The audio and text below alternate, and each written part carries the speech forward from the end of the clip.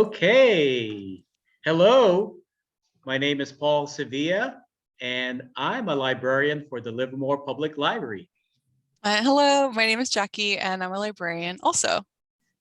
Thank you for attending our event, Speaking of Wine, featuring Aaliyah Nitoto and Phil Long. We will be asking both vintners questions, and we encourage the community to also type questions in the chat box. Yeah, we're really excited for this presentation, and it's an honor to celebrate Black History Month with Speaking of Wine with two knowledgeable vintners. So thank you so much for being here with us. Well, thank you for having us. I'm just going to say thank you. I appreciate being part of this community and jumping in where I can. And I'm going to let Aaliyah answer now. Yeah, thank you for having me too. I'm a new winemaker in the Livermore community, and I'm really happy to be here. Yay! Yay! So, Aaliyah, thank you for being here again. Could you please tell us about yourself and how you got started in the winemaking industry? Well, I've always loved wine and was really fascinated by it, and actually applied for internships when I was in college, and I didn't get any internships then. I went into herbalism and health and nutrition education, and when I did, I found out about wine made this way. It was made by women, and it kind of went from there. I decided to learn how to make them on my own, which is what I did. I taught myself, and just slowly built up over time. That's awesome. Yeah. Phil, do you mind telling us about your experience as well? Yeah, interestingly enough, backwards, I'd say, is how we got into it. Where I grew up, wine wasn't really it wasn't part of my career growing up. But my wife and I at the time, Deborah, loved wine. And when we moved to California, it's interesting. Southern California wine is just a commodity. It's something you get at a restaurant or a grocery store, where Northern California, wine is definitely part of the fabric of life. So as we got out and started exploring our new surroundings, we inevitably find ourselves in wine country. And that interest and passion and like what this about and the process really fascinated us. So we threw in the hat and actually started making wine in the garage back in 2003, opened the winery in 2008. That's awesome. Great. Yeah. And can you both give us an insight as to what your day looks like being a winemaker? Aaliyah, I'm gonna let you go first. It depends. For me, it depends on the day. I just have to say that I think that Phil and my story is kind of parallel, because you started in your garage. I started in a closet in my house. That's so cool. Wow. I taught myself how to do it, and it's like, and it's like you kind of go from there, and it's like you just build on things, and it gets bigger. And my winery is now 3.5 years old. So my days are a lot. And our winery is a lot smaller than Phil's. So we're all the hats at the winery. So depending on the day, I'll either be in my office working hard on just trying to figure out what's going on logistically, to if I'm in the winery, just right now making wine, getting the flowers and the other ingredients together, making sure that I have all the equipment together. And since we've moved into this space with Phil a couple of months ago, we're still kind of moving in and getting ourselves settled, just getting everything set up so we can actually produce our wine. That's great. Can you explain the space that you were talking about? Okay, so well, and you should step back and say the last winery space that I was at until really recently, until I moved to Livermore, was a 320 square foot shipping container.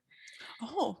And now Phil, I'm gonna out you and I'm gonna say it. It's like he's turned into my fairy godfather. Oh, that's wonderful. Oh, wow. Okay, I'm out. No, Phil, don't leave. Yeah, and he's like, you don't have no space. I'm moving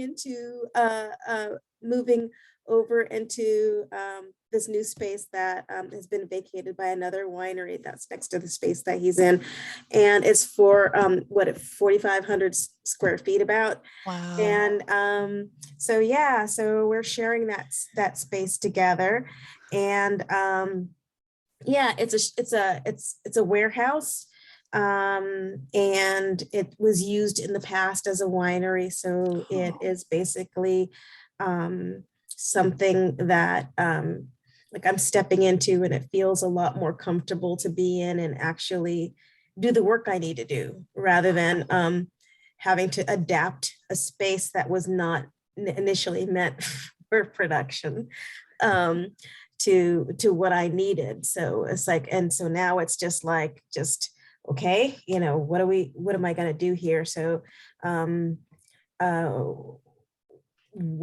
guess you'd want to know that, we've, set up our tanks and all of the other equipment that we need, and just moving forward like that. That must be so thrilling to be able to collaborate and share this space. It is for me. It really is for me. And it's like not only Phil, but the rest of the staff at Longevity are really wonderful. If I have any questions, because we're still fairly new, they're happy to answer any questions that I might have. And yeah, I had a laugh. It's like there's times where Phil's just walking through, and and I'm doing something, and he's like, "Don't do that." Oh, really? And I'm like, "Oh." It's like, and so that's just a part of the process. It's like I guess some wineries start with either that it's been in their families, they've had a few generations, and so you learn as you kind of grow up and you get into the industry. Or some people go to school for oenology and basically get connections and get into the field that way. It just feels it's not what I did, not what I did. So it's like, it's really wonderful to be around somebody that has been in the industry for 20 years that can like give me some advice when I need it. Yay. Oh, that's wonderful. I just want Oh, your screen. If I can prevent Your screen that, froze. then I won. Oh no, really? Yeah, right. your No, screen just you're froze. okay now. You're okay. You're We're okay now.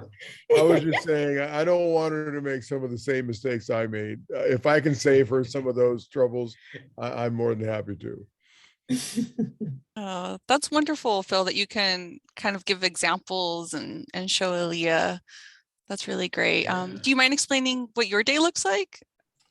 My day used to look a lot like Aaliyah's day, where you wore every single hat. As first generation winemakers, let's call it, you don't really have the family to lean on. You don't have all the information you need. You're learning along the way, but you're doing everything yourself. And I mean everything. And for years, Deborah and I both worked full-time jobs. I mean, I'd get up at 5 a.m, go punch down, go to my job. Then she'd take off for lunch, go to the winery, go punch down, and she'd go back. Then after work, I'd go punch down and then crush the grapes that night Wow. until 11, 12 o'clock that were picked that day, and then Wow. repeat. So, you wear all those hats. So yeah, that's what my day used to look like. Today, it's more being the face of the brand. Everybody says, well, I want to be in the wine business. What should I learn? Sales. Forget about making wine, sales. So that's what a lot of my time is today, is in front of the public, distributors, traveling, a lot of that, and also mentoring my son, who's the assistant winemaker. Mhm. Wow. Yeah, it's always great to hear Phil's experiences like that, because first of all, it's surprising sometimes that it's like the same, like, get up in the morning. It's harder to do it in Livermore, but when it was here in Oakland, get up in the morning, run to the winery, get a few things done, come back, work my day job, which I do have a day job now as well. And just like back and forth with that. And it's like sales, that's always the pain point when you're doing everything, is like, I'm having the time to actually do that as much as it needs to be done. So that's one of the things that I'm going to have to that we're going to have to explore as we go on. Try to figure out just how to have that together, so I have the time to do that. Yeah. And how do you recommend people taste wine to get the full experience? Like, what do you have any tips as far as wine tasting or experiencing wine? Look, here I get asked that all the time. For me, I get it time in the taste room. Look, wine tasting is very personal. Never let anyone tell you what to drink. Wine tasting is all about you and your experience. So the best wine in the world is the wine you like. Everybody's palate is on a journey, and no one's palate is at the same place at the same time. So don't let anybody tell you what to enjoy. That's my advice. Enjoy what you enjoy and own it. Yeah, I agree with that 100%. I heard someone say once that it's scientifically, nobody's palate's the same. Palates are the same, like your taste buds are the same as a fingerprint. Oh. They're not going to be the same as everybody here would taste something different. So there will be similarities, but everybody's taste buds are different. So there's no way that you can have something be wrong. When people ask me how to taste wines, I just say, be mindful, enjoy it. It's like, I see people who take wine and just toss it back, and that may be your thing, but I'm like, stop, just take a minute, just smell it, Right. and it's not about being pretentious. It's like, it's not about being able to swirl the wine and get the right vortex or or whatever. It's just like, can I smell the wine? What does it look like? What does it taste like? And then just taking the time with it, and I tend to have more fun with it when I do. And that's what it's about. If especially with us young folks now, they say how, the generations are all about experiences. That is the best way to experience something, is being mindful. Just like when you're walking in the woods, you could just be thinking about something in your head and not paying attention to where you're going. Or you could actually be paying attention to the colors and the sounds and the scents, and the feel of the sun on your skin or something like that. And it's a different experience than you would if you're like closed off to that. And so that's kind of those are the kinds of things I like to say, but it's like, as far as like, oh, I don't taste sage, in the glass. It's like, that's all right. It's Yeah. like, not everybody's supposed to taste what everybody else tastes. I think the key word is it's not wine drinking, it's experiencing wine. If you treat it as an Yeah. experience, you're ahead of the game.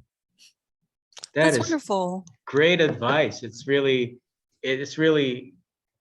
staying in the moment, Yeah, being present. I really do like that idea of being mindful and experiencing it fully, like you said, because sometimes I feel like when I go wine tasting, I'm like, oh, am I doing it right? I don't know if I smell that, but then I'm like, Yeah. it's delicious. It's great. But in the end, what you remember is where you were at, Yeah. who you were with. You remember enjoying wine.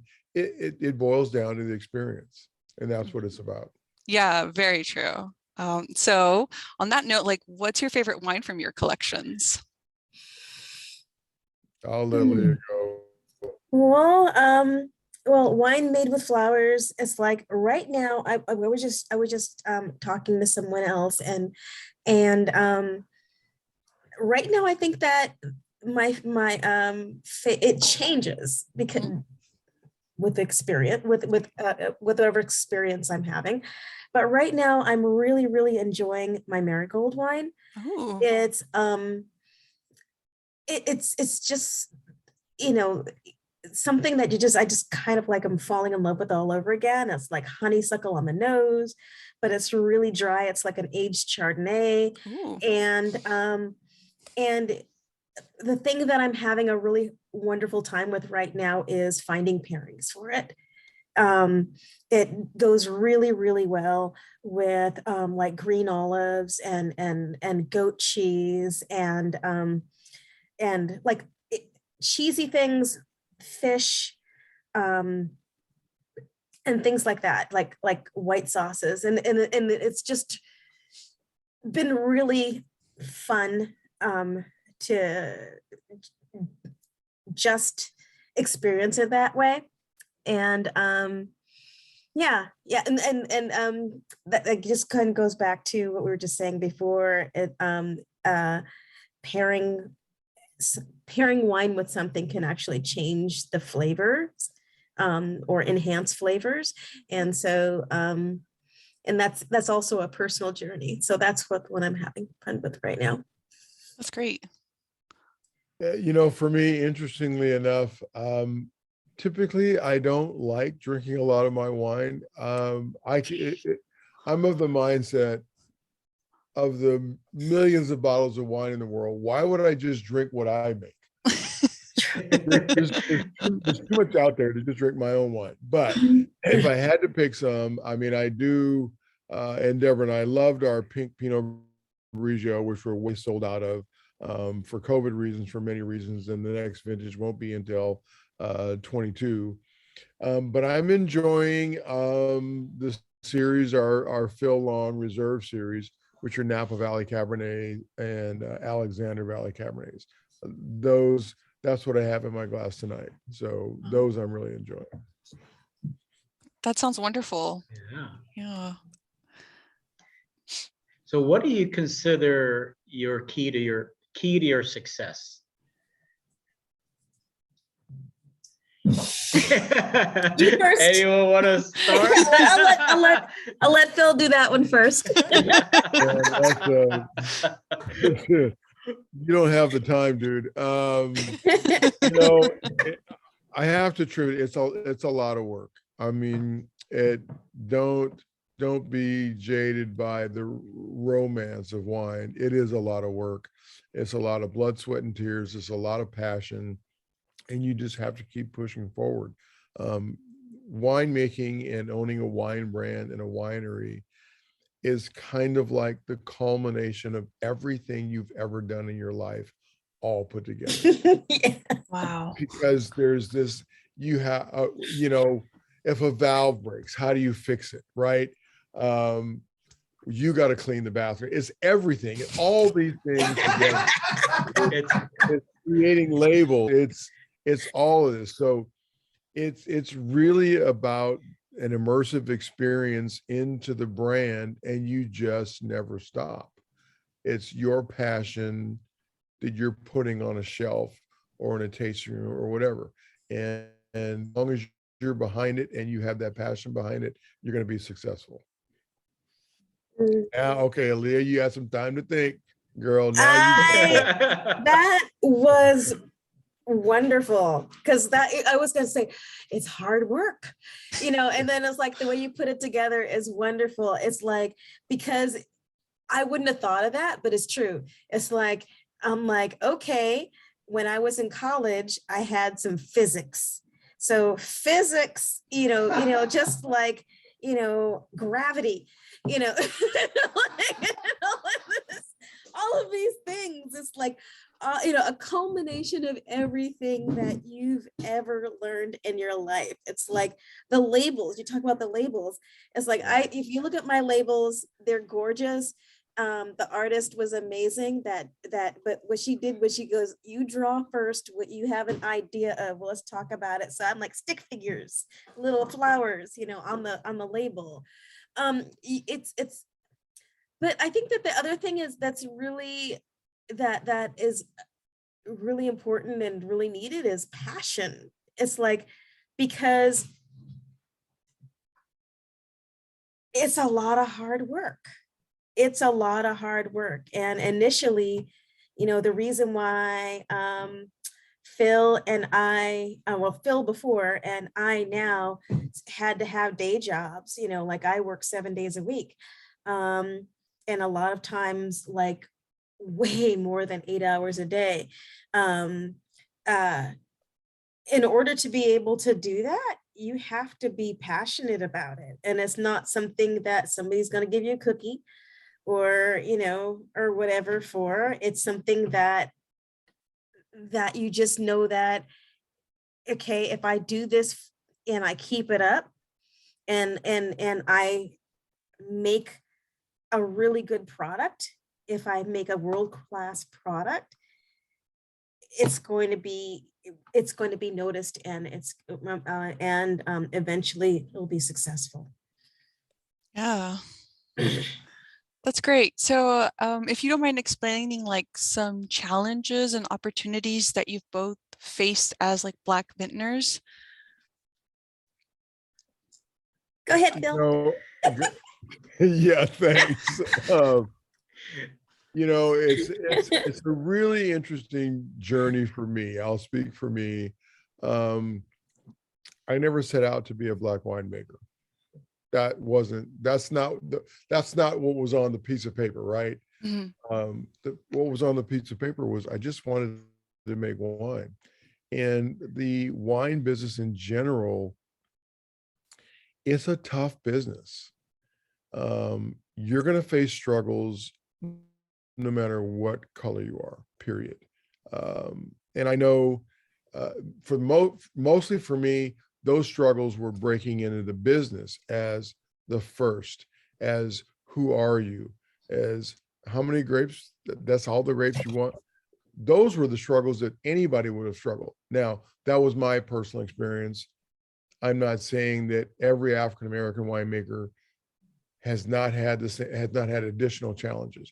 They have had additional challenges, but because we went the route we went in the time we went, for me, being Black wasn't as much of a barrier as being the first in the family to break into wine.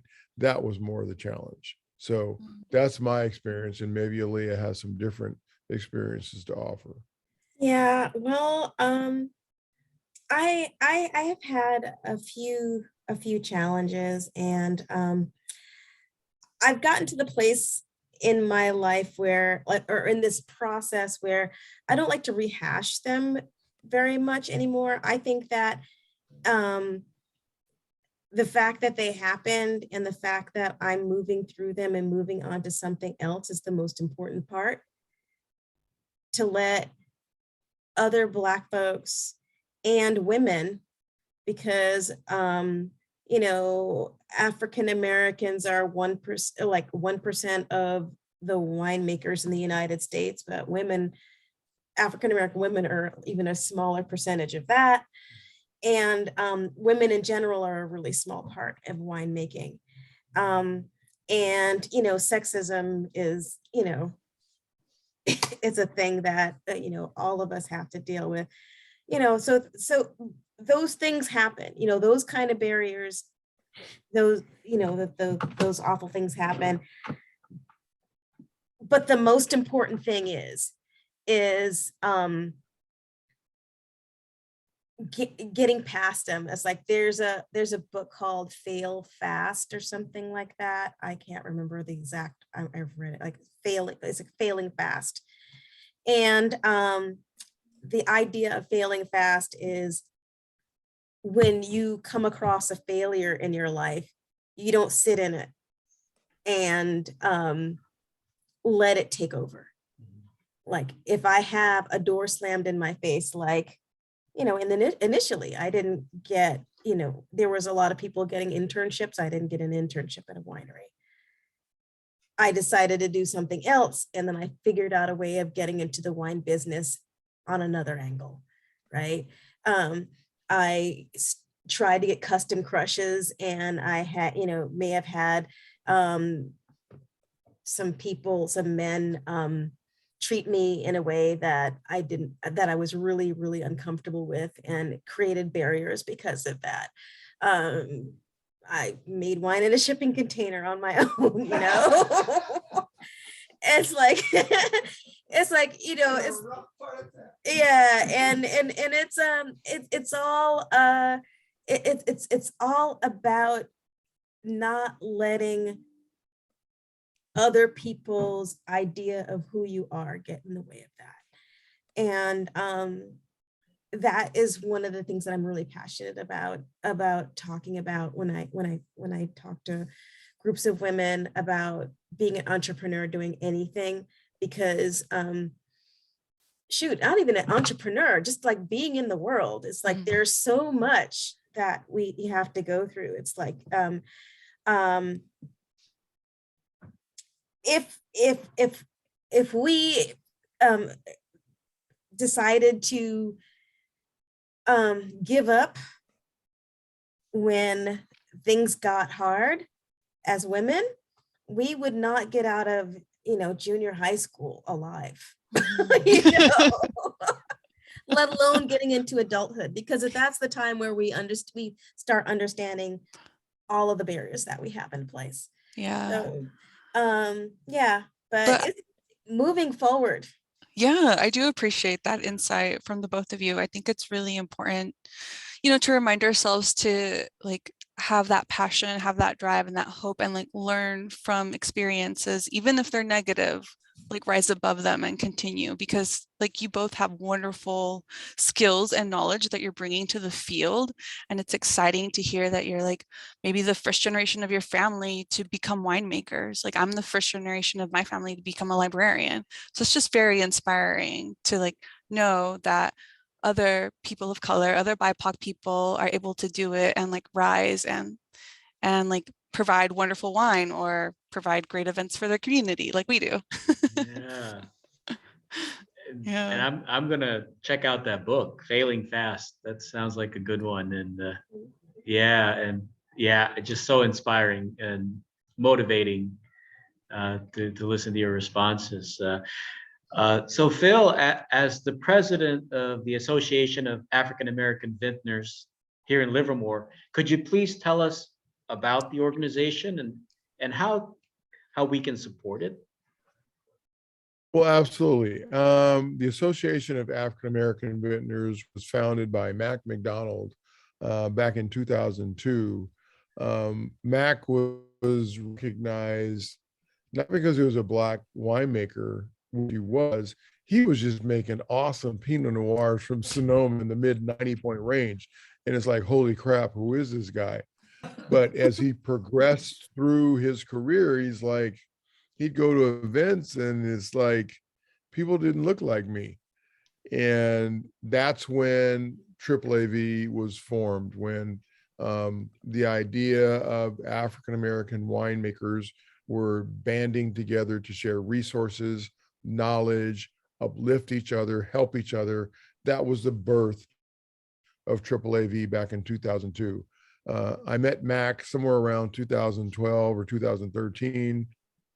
Of course, I knew who Mac McDonald was, and he apparently knew who I was. Little did I know he was grooming me as his replacement. And that's how I became president of AAAV. So we started, I mean, they started with, like, for many, many years with only 8 members. Wow. When I took over the reins, we were only around 20, and we're over 200 plus, with major contributors that I could just, the list is too long to name, but JCB Collection, Wine Enthusiast Magazine, Artesa. We have scholarships with Sonoma State University, Napa Valley Wine Academy, United Negro College Fund, Urban Connoisseurs. So we're really trying to help African Americans get into this industry. And the goal really is to create a diverse landscape. Let's be honest, this landscape of the wine industry is not diverse today. And, part of the reason it's not diverse today, the Europeans came to this country with grapevines in their pockets. We didn't get here that way. We got here an entirely different way. So that's kind of how it started, but there's no reason that it can't be diverse today. So that's our goal, is to try to lift African Americans and help African Americans on their journey into the wine industry, and pave the path for the next generation. Yeah, that's wonderful. Aaliyah, are you also in AAAV? Yes, I am. Okay, cool. Do you mind sharing some of your experience with the organization?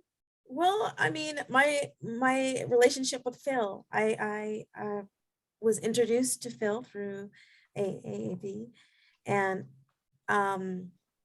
yeah, and like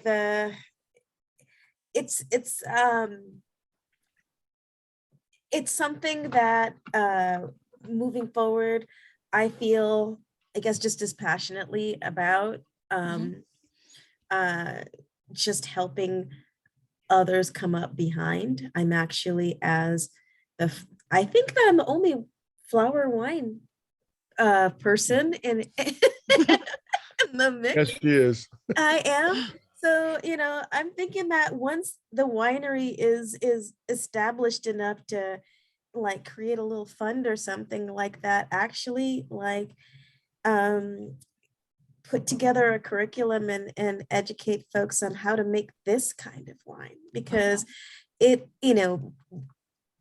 I basically, like, hobbled it together by looking at history and old recipes from various places, and talking to people across several different fields, like from winemakers to mead makers to brewers, because some of the history is in all of those places. Wow, that's very interesting. I didn't know that about flower wines. Yeah, well, they're sometimes you can look them up. They're like, they'll be called cottage wines or farm wines, or like garden wines, and they were made by women in Europe when people were when wine and beer were the main drinks that people were drinking. It was women who were doing it in the home. And they were making it in the basements, and so they would go into their yard, and whatever edible plants that they had to make wine from, they were doing. So in England and in northern Europe, they have elderflower wine and dandelion wine. Those are, you can actually purchase them there still and get them. And actually, dandelion wine was one of the first wines made in the United States before grapes were completely established here. And it just kind of fell to the wayside because, of course, wine made with grapes was considered like more sophisticated and like a higher, you know, a bigger deal. So people started doing that and kind of just did these other wines as hobbies.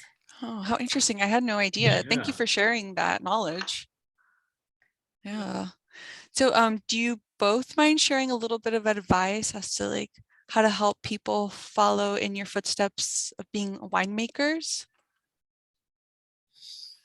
Ooh, honestly, open yourself up to learning, open yourself up to getting involved and being present.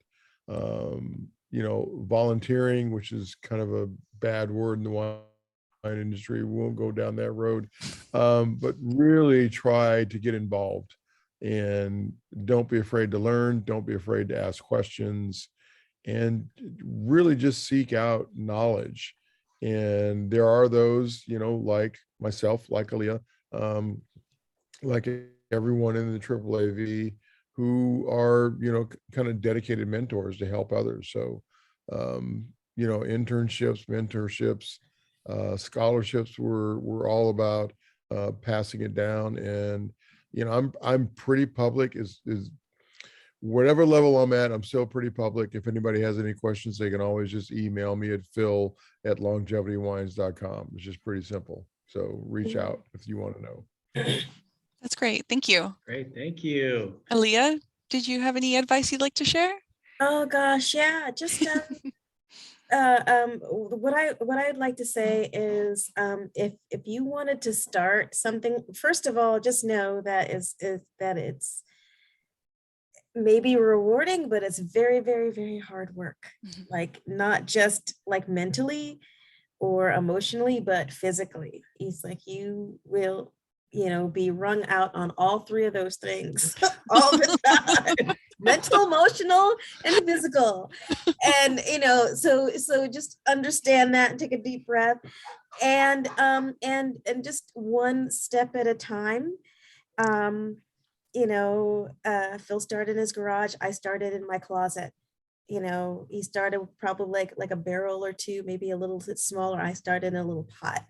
When I started my winery in the shipping container, 320 square feet, I had tanks that were 9 gallons a piece. Mhm. And you just kind of work your way up as you go and measure it. Don't get in over your head. Don't try to yes, do internships, do like volunteer. I don't know what the bad I guess I'm too new in there, so We'll I don't know talk about the later. volunteers being a bad thing. We'll but talk later. huh? We'll talk later about We'll that. talk later about it. Okay, that's something that I need to know.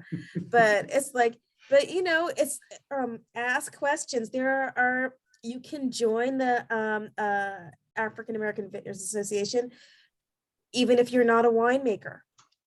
You can join.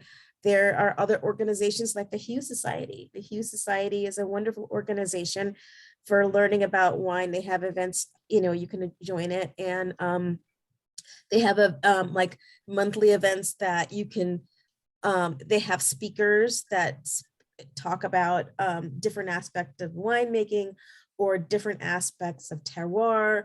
A lot of times they'll have wine tastings and have special guests that'll actually go through the go through a tasting or an experience around specific vineyard or wine. And yeah, and in the Hughes Society, there are people who are somms and vintners and into advertising and promotion and all other aspects of the business. So that's a really great place to be. And what's the other one? I can't think of it right now. But Which one?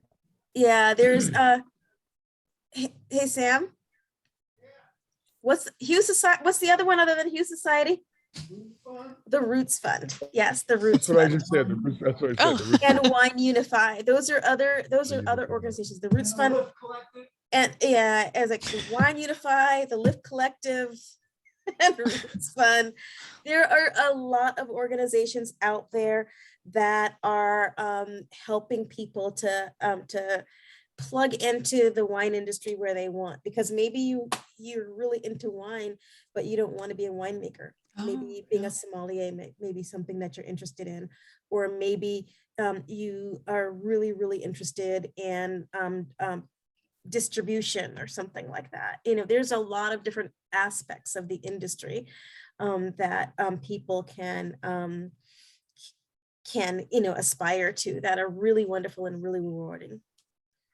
And I just want to follow up, as Aaliyah said, you can join AAAV as a student, as a friend, as a professional member. But also, if you are trying to support African-American wine brands, there are a number of the members who actually sell their wine through the AAAV site, which is AAAVintners.com. You can go to AAAVintners.com and go to the store and actually purchase wine from African-American winemakers right on the site. So there's a lot of ways to support, but get involved is the key, is the takeaway. Yeah, thank you. Okay, well, thank you both for answering our questions. I'm going to check chat to see if any community members have questions. So to our attendees today, if you have a question for Phil and Aaliyah, please type them in the chat right now. Yeah, thank you both so much. This has been wonderful. So Aaliyah, do you have like a wine tasting room where we can taste? Well, right now, we are actually sharing the same space for wine tasting. Longevity has invited me to set up a little counter and do tastings in the Longevity's tasting room for right now. Oh, cool. The space that we've moved into will have a space for us to have our own counter and our own area for tasting eventually, but it's under construction. So until that's together, we're kind of in flux. And we're also a little in flux also because winemaking is happening and now as well. So it's like we're open sporadically, but we will be open the last 3 weeks in March. Oh, okay. That's exciting. I would love to visit Longevity Wine and be able to taste both. It sounds like so much fun. Yeah, we're in the middle, like Aaliyah said, we built our footprint, and we're trying to create really an immersive experience for the customer, and that includes, a member room, which all of this Aaliyah is a part of, production, much larger tasting room. So we're just trying to get it all together in the quote, hopefully post-COVID era. Yeah. There's a question here. What is your process for marketing and getting your product to stores? Mine's long, so I'll let you go, Aaliyah. Yeah. Well, it's like right now, we do a lot of our own marketing, and to get to stores, and it just actually starts with going to the stores, sometimes cold turkey, just going into the store and saying, hi, who's your wine buyer, blah blah blah, when are they in, maybe calling back and saying, hey, I'd love to come out and have you taste the wine, and kind of go from there, and to get the product in the stores. we have been looking into getting a distributor, and that negotiation is ongoing. But aside from that, one of the awesome thing that's been happening recently, one of the things that have been happening recently is that we've been getting into a lot of like, okay, I'm sorry. You just showing me something. I'm like, I'm not exactly sure what he was doing, but anyway, yeah. So what was I saying? And it just flew out of my head. Whatever I was saying there. Thanks. All right, I'll not fill used- in. I'll fill in. Sam, leave her alone. You're confusing her. Yeah, it's like, yeah, well, so that's basically some of the way we're doing it, but it's like we also do a lot of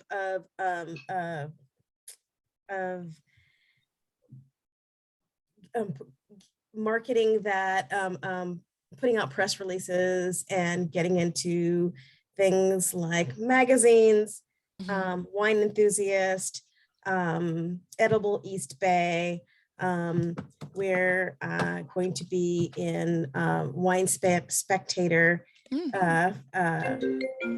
March. So we're totally getting out there, but yeah, so it's like we're doing everything we can to basically get the word out and to get the wine. That's wonderful. Yeah, our journeys. Yeah, we're now. Our Black Label Livermore Valley appellated wines are pretty much just now isolated to tasting room and wine club here in Livermore, but our white label wines are now distributed nationally by RNDC. We partnered with Bronco Wine Company to bottle our wines to be able to really meet a national demand.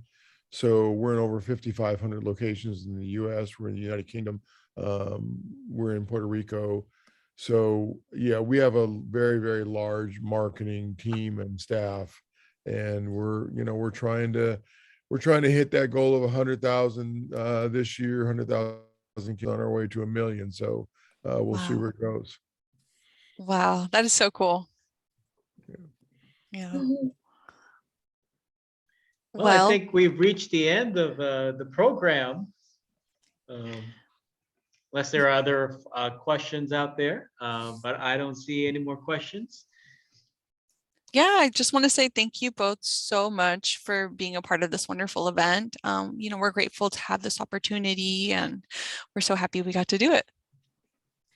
Well, thank you guys. Really appreciate the time. Love Livermore. It's like I said, we opened in 2008. Have no plans of going anywhere. Love the community. Love the farmers markets. just love being a part. So I will get into the library soon and experience what the library has as well.